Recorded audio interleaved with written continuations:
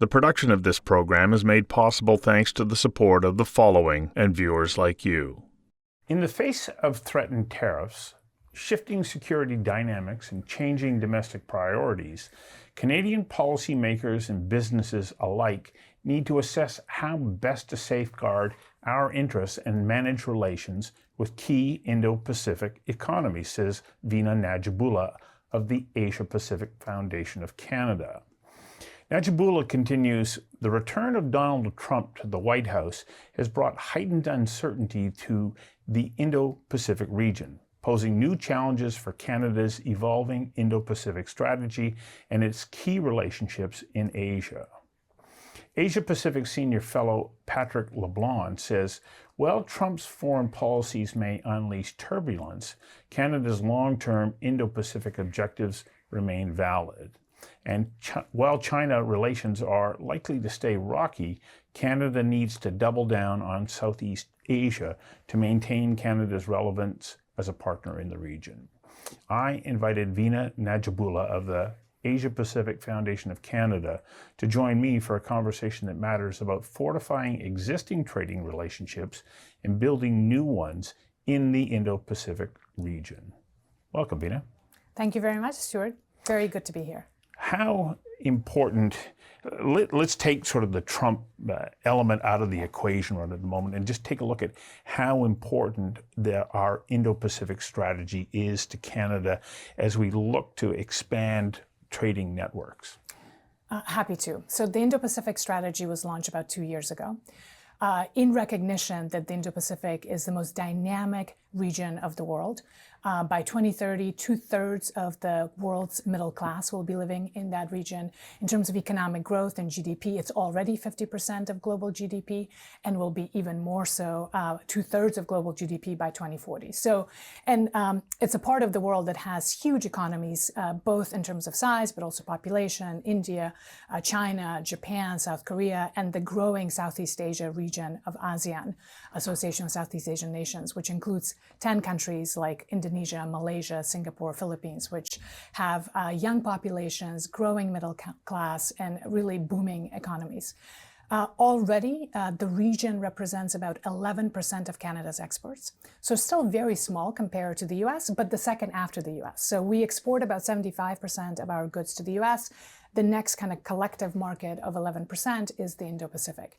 And over the last 2 years, we've been trying to deepen that economic relationship with the region. So building on existing free trade agreements with the Republic of Korea, for instance, we've had a free trade agreement for 10 years. And there's a lot that we are doing and can be doing more with. Obviously, with Japan as well as Malaysia and Singapore, we have CPTPP, the Comprehensive Progressive Trans-Pacific Partnership Agreement, which allows Canada to trade with 10 economies in the Indo-Pacific, as well as now UK, without tariffs, so free trade agreements with those, which also has been really important. So all of that to say is, even before President Trump and his latest threats, we were already committed as a Canadian government, as well as Canadian businesses and Canadian institutions, to deepen our engagement with the Indo-Pacific.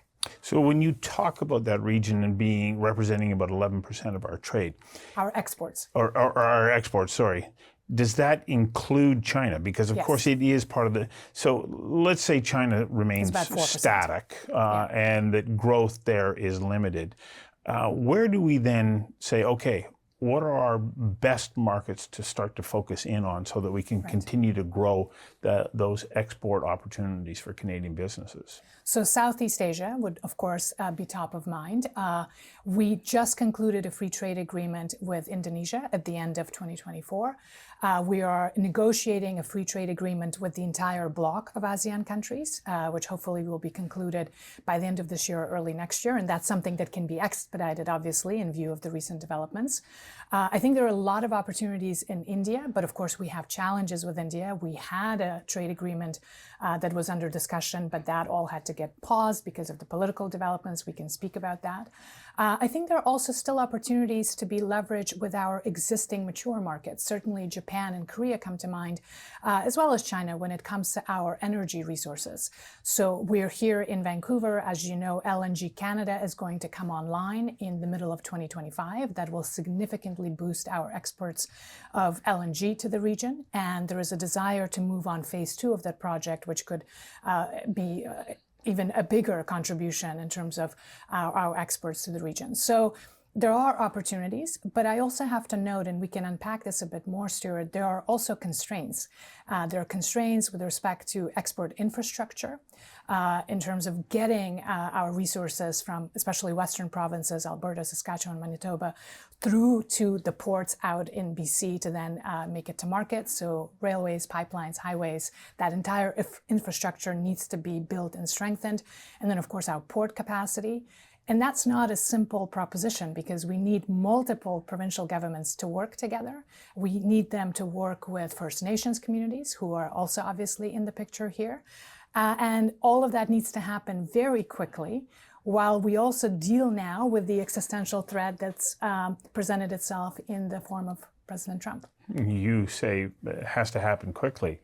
Do we have the capacity to make it happen quickly? Because we put approval processes around development decades long. Decades long. Yes. Do we have that time frame to be able to go through that regulatory process?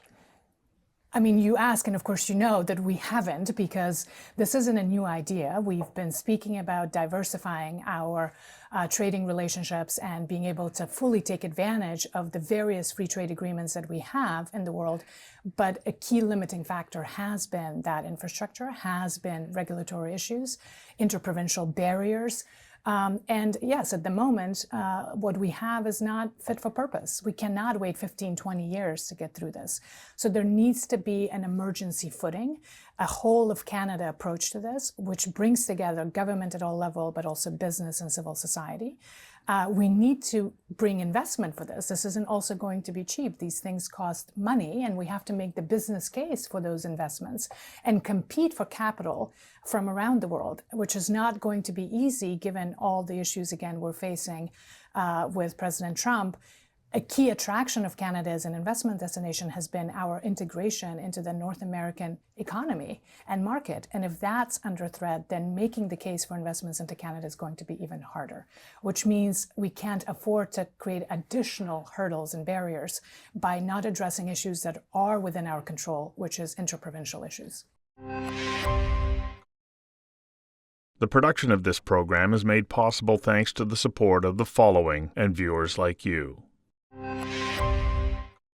Outgoing U.S. Ambassador David Cohen pointed out the fact that we don't have the scope or scale to build out some of these projects unless we have international investment. Absolutely. But at the same time, we have a reputation right at the moment as being a very challenging place to invest in. And I'll use a perfect example. Just 2 days ago, Grand Chief Stuart Phillip, Union of BC Indian Chief, yes. Grant Stewart, said, in light of the potential of Trump tariffs, maybe we need to rethink building pipelines to the coast. And then he immediately turned around and retracted that statement the next day, because I can't help but think that the pressure that he must have endured from all those NGOs and environmental groups and First Nations who went, whoa, whoa, whoa, whoa, you can't go there. So that's another challenge that we have to overcome, or overcome maybe isn't the best way to put it, is to be aware of. Absolutely. And to be in discussions with all of those communities to explain what are the plans, what are we doing. And of course, there are competing priorities here in terms of our net zero commitments, by 2030 in terms of obviously addressing climate concerns. But this issue is not just about fossil fuels. This is also true with respect to critical minerals. This is also true with respect to our, obviously, agricultural products, our forestry products. So we need the export infrastructure, not just because of fossil fuels that we're currently exporting in large numbers to Asia, but also because we then will need that same infrastructure to also mine for the things that are part of the green economy. So critical minerals, of course, come to mind.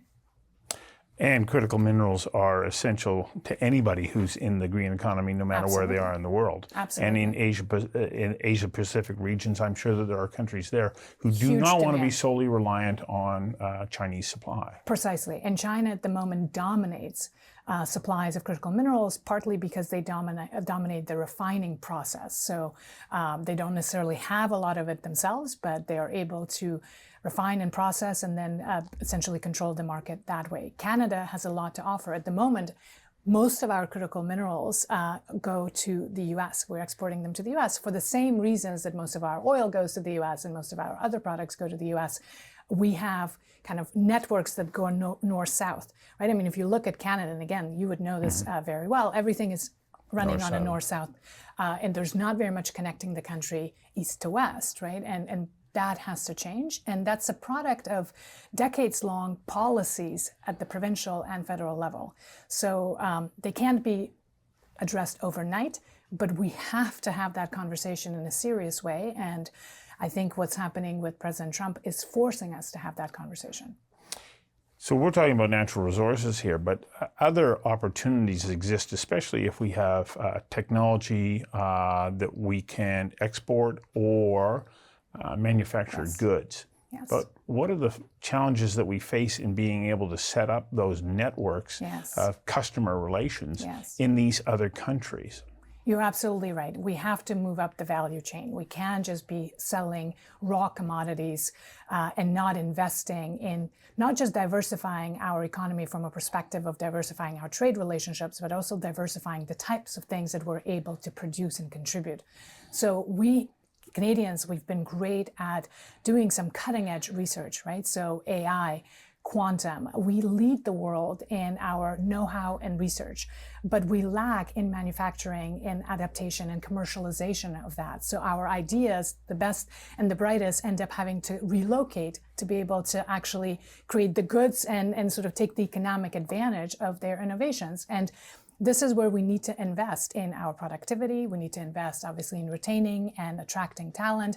We have to invest in manufacturing and creating an ecosystem for that that is able to sustain that. So, and it requires capital, right? Again, we're back to that idea that we have to compete on the global market for capital, for talent, and for opportunities in an environment where we no longer can just rely on the US, right? In some ways, Stuart, we haven't had to do some of this because we've had the enormous privilege of living next door to the most dynamic economy in the world, to a superpower that had been friendly, that had protected us for decades.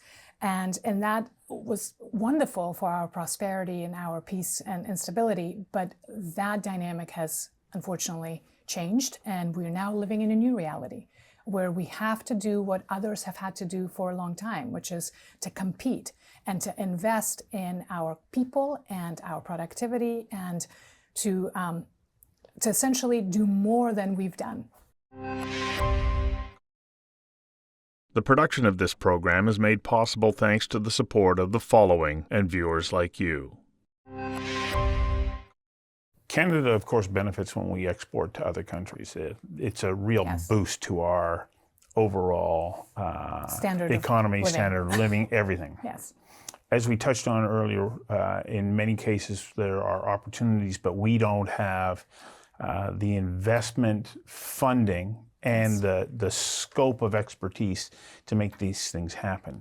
Is one of our strategies to expand a reach out to foreign entities and say, come here, invest. Yes. Invest in Canada, invest in businesses here,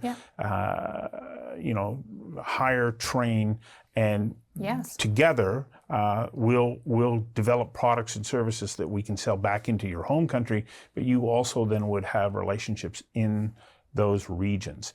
Is this a potential and important strategy that we should be pursuing? Absolutely. We have to attract capital. And there are a number of entities and organizations in Canada that are set up to do that, right? Invest Vancouver being one of them, Invest Canada, and so on. There's a whole ecosystem of organizations now that are supporting Canadians who want to do business outside of Canada, but also who are interested in bringing opportunities to Canada. The issue is we have to compete and show why we're attractive. And historically, the attraction was the North American integrated market. Our relationship with the United States. Our relationship with the US. And if you look at sort of what happened over the last few years, let's take South Korea as an example.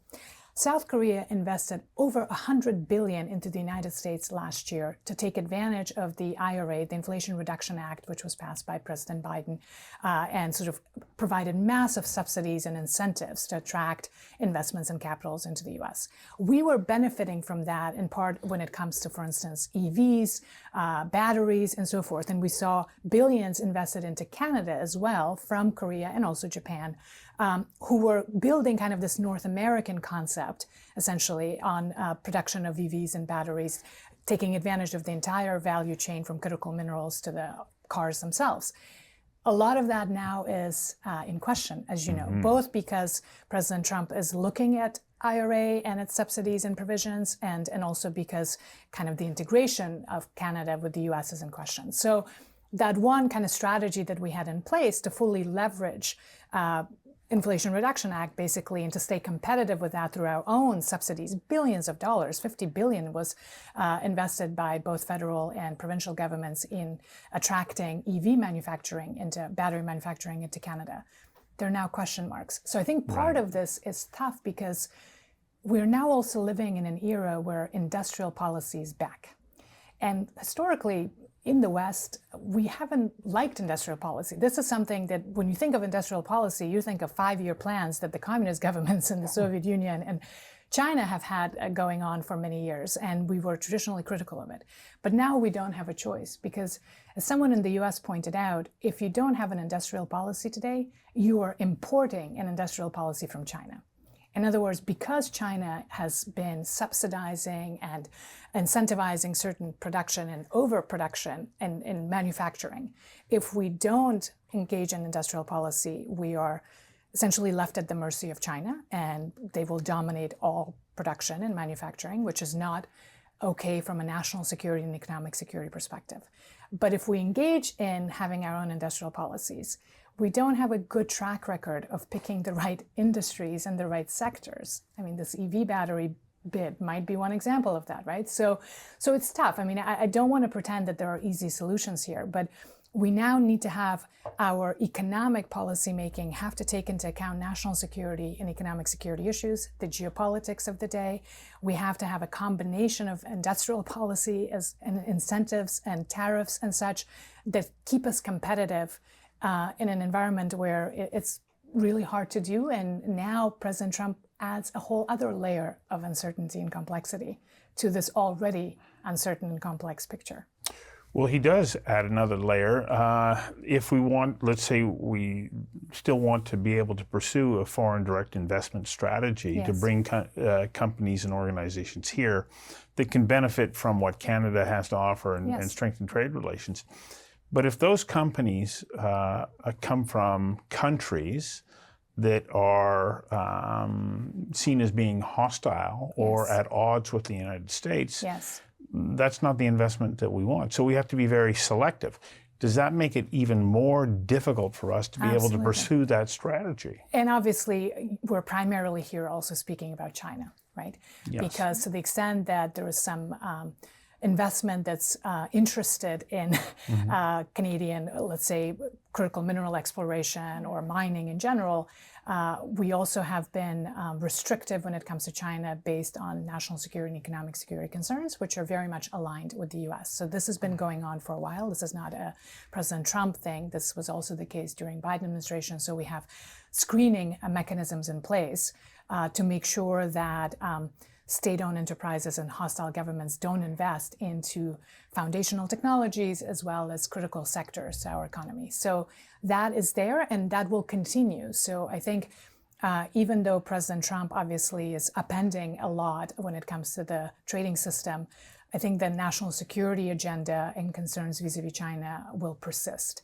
So we will have to figure out how to navigate that. And there are some sectors in which Chinese investment is fine, the non-strategic sectors, and we can continue to engage that. Similarly, trade with China in terms of selling our agricultural products, forestry products, fossil fuels, all of that is fine, and it's growing and it has been stable. But there is a ceiling for how much we can grow that relationship given the economic security and national security concerns. Now, there are resources elsewhere, and again, in the region, in Asia, we're looking at Taiwan, we're looking at Japan, Korea historically, even Singapore, of course. So there are other sources of investment potentially. But we have to address those broader questions of what's the sales pitch, so to speak, right? How are we exactly making ourselves attractive as an investment destination, which means simplifying doing business here, simplifying regulations, having kind of a one-stop shop, which is able to bring together all the voices. So the interested investors don't have to then themselves consult with the First Nations group, provincial groups, federal groups. Somebody else has to do that and make it much simpler. The production of this program is made possible thanks to the support of the following and viewers like you. Coming back to really our opening, now that we've addressed or talked about so many of these challenges and elements that we need to start to get in line, are you hopeful that what's happening right now with the threat of tariffs and the shifting sort of geopolitical environment, that this is a wake-up call for us, and that we can actually realize the potential of the Indo-Pacific Strategy? I'd like to be hopeful. I guess I'm, like many people right now, I'm a frightened optimist. So the situation is quite troublesome, but I also think within every crisis there's an opportunity. So yes, this has to serve as a wake-up call. We now have no choice but to seriously look at how to diversify our economy, how to address interprovincial barriers, how to build the export infrastructure that we need, how to invest in talent, attract talent, how to raise productivity in general. So all of the things that have been on the agenda, and many good Canadian economists and policymakers have been speaking about for years, this is the moment to really look into that. My worry is, of course, that we don't have the political leadership as well as a kind of mental bandwidth to actually do that, because we are going through a political transition, and this shock of what's happening south of the border is such that very few people are engaging in that medium-term to long-term thinking and planning and addressing the structural issues that have to be addressed to overcome this. Well, I would echo what you're saying. I have that same concern. Yeah. And yet we sit here on the precipice of a fantastic opportunity to build and strengthen relationships in emerging economies, yes, rather than trying to squeeze into existing ones. I think the opportunity ahead of us has the potential to be fantastic if. And yes, that is the challenge. And part of the if, Stuart, that I also have to press on is that because of the world that we're living in now, we can't just engage with other countries on trade and investment alone. We have to have genuine partnerships that are more than just a transactional trading relationship. We have to be invested in those regions' peace and stability as well. We have to show up politically. We have to build relationships. We have to build trust and understanding. And that requires investment in our defense and our diplomacy. So back to kind of the 2% of GDP on defense, back to needing to up our overall diplomatic game with the region as well. Because it's not just about trade. It's also about genuine partnerships and being invested in each other's peace and stability. And well-being. Yes. Vina Nadjibulla, thank you very much for coming in and sharing your insights with us. Thank you so much, Stuart.